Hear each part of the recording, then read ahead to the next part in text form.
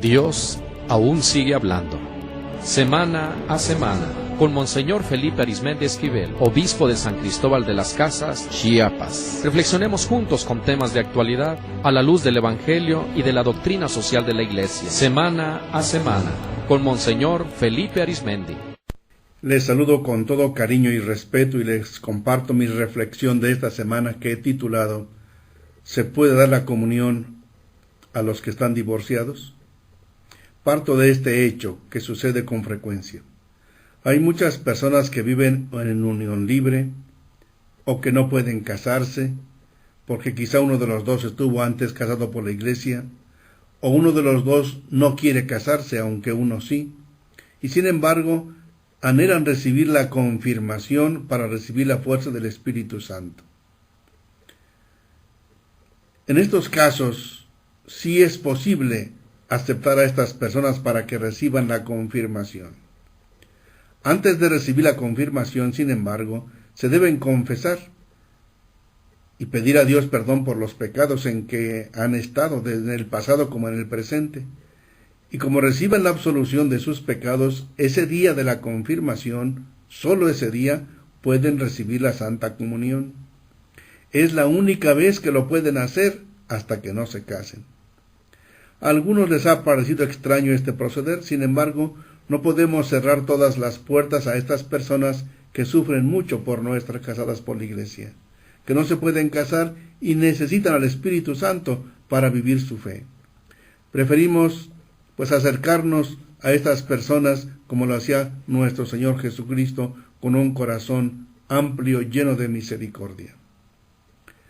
El Papa Francisco, con un corazón pastoral misericordioso, en su exhortación La alegría del amor, dice sobre estos y otros temas parecidos: la Iglesia entiende que toda ruptura del vínculo matrimonial va contra la voluntad de Dios.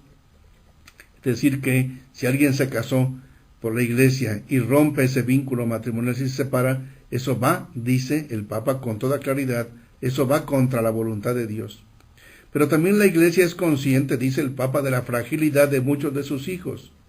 Iluminada por la mirada de Jesucristo, mira con amor a quienes participan en su vida de modo incompleto, reconociendo que la gracia de Dios también obra en sus vidas. Aunque siempre propone la perfección e invita a una respuesta mucho más plena a Dios, de acuerdo al Evangelio, es decir, un matrimonio que sea indestructible, la Iglesia, dice el Papa, debe acompañar con atención y cuidado a sus hijos más frágiles, marcados por el amor herido y extraviado, dándoles de nuevo confianza y esperanza. Esto lo dice en el número 291. Y sigue, en el número 296. Dos lógicas recorren toda la historia de la Iglesia: marginar o reintegrar. El camino de la Iglesia es siempre el camino de Jesús, el de la misericordia y de la integración. El camino de la Iglesia es el de no condenar a nadie para siempre y difundir la misericordia de Dios a todas las personas que lo piden con un corazón sincero. Y todavía sigue diciendo el número 299 de su exhortación sobre la alegría del amor: nadie puede ser condenado para siempre, porque esa no es la lógica del Evangelio. No me refiero, dice el Papa, solo a los divorciados en nueva unión, sino a todos, en cualquier situación en que se encuentren. Compete a la Iglesia revelarles la divina pedagogía de la gracia en sus vidas y ayudarles a alcanzar la plenitud del designio que Dios tiene para ellos, siempre posible con la fuerza del Espíritu Santo. Y miren con qué claridad dice el Papa: no tienen que sentirse excomulgados, sino que pueden vivir y madurar como miembros vivos de la Iglesia, sintiéndola como una madre que les acoge siempre, los cuida con afecto y los anima en el camino de la vida y del Evangelio. Pero es muy claro el Papa en el número 301. Nunca se piense que se pretenden disminuir las exigencias del Evangelio.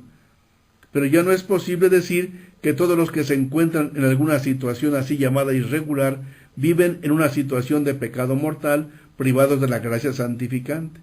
Un sujeto puede estar en condiciones concretas que no le permiten obrar de manera diferente y tomar otras decisiones sin una nueva culpa.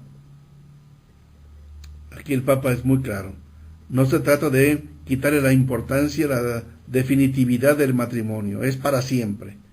Pero hay casos en que uno tiene que ser comprensivo con las personas en sus situaciones concretas. Y hay algún caso extraordinario, por ejemplo, cuando está uno muy enfermo gravemente, se le puede dar la confesión, la unción de los enfermos y la comunión, aunque esté viviendo una situación irregular. Ya no es posible como antes que decir, está ya condenada esa persona para siempre. No, el Papa dice, hay que comprender los casos y las situaciones, que a veces se viven casi de una forma involuntaria. Entonces hay que darles también la fuerza de la gracia de Dios que también necesitan. Por eso concluyo diciendo que seamos fieles al Evangelio de la verdad sobre el matrimonio, que es indisoluble y permanente, y al Evangelio de la misericordia con quienes aún no pueden alcanzar ese ideal. Que Dios nos haga no ser gentes que condenan, sino gentes que respetan, que comprenden a las personas y les ayuden a tratar de vivir el Evangelio siempre, pero con un corazón misericordioso. Que el Espíritu Santo nos ilumine para... Dios aún sigue hablando. Semana a semana, con Monseñor Felipe Arizmendi, con temas de actualidad, todos los miércoles por esta misma emisora. Semana a semana, con Monseñor Felipe Arizmendi Esquivel, obispo de San Cristóbal de las Casas, Chiapas.